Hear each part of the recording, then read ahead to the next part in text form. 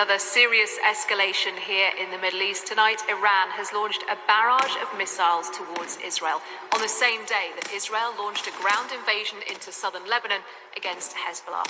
Well, across Israel just a few hours ago, the sound of sirens were heard.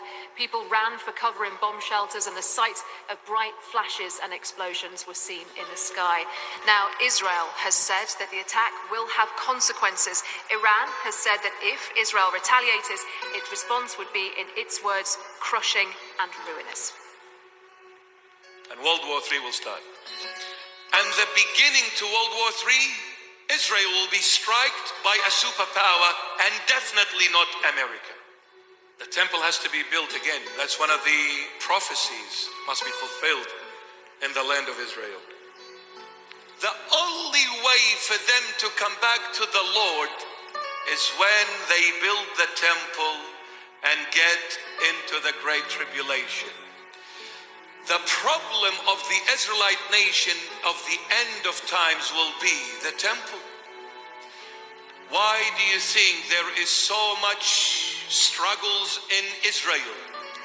Until now, there is this conflict between the Palestinians and the Israelites and the Jewish people. Why are they fighting? They're fighting for the land because there is one particular spot in that land where the temple will be re-erected once again, and that is the Mount of Moriah, where currently stands the Dome of the Rock and Al-Aqsa Mosque.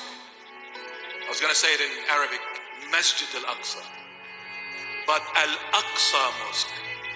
There are two sites that are extremely important to the Islamic world: Dome of the Rock and Al-Aqsa Mosque. There is the Dome of the Rock and Al-Aqsa Mosque on that Temple Mount, and the Jewish want to build their temple, and if they don't build it, there is no forgiveness of sins, because without a temple there is no altar, without an altar there is no animal sacrifices, and without animal sacrifices and the sprinkling of the blood of those animals on the people of the Israelite nation, there is no forgiveness of sins. So since 70 AD till now, the Jews wish to have a temple there and have an altar and offer sacrifices for the forgiveness of their sins. They haven't managed to do that yet. That's why there are struggles between the Arab world, the Palestinians, and the Jews. Otherwise, what are they fighting for? What are you fighting for? It's the Temple Mount. That's the whole problem. That's the whole dilemma, the temple. And the temple will be the cause of the Great Tribulation for the Jews.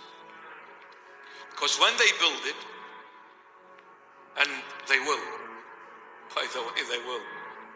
When they build it, again, they'll erect an altar.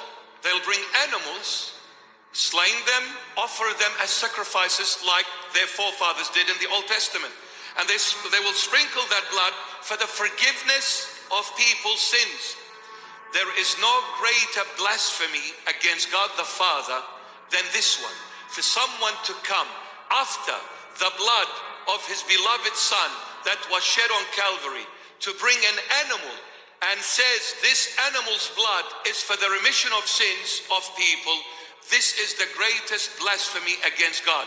God will get so angry, they will enter the Great Tribulation and they will be squashed by the Almighty God, and then only they will say, have mercy on us, Son of David, have mercy on us. We have wronged you, we crucified you, we denied you, but today we confess you are the Savior, you are the Lord, you are our God.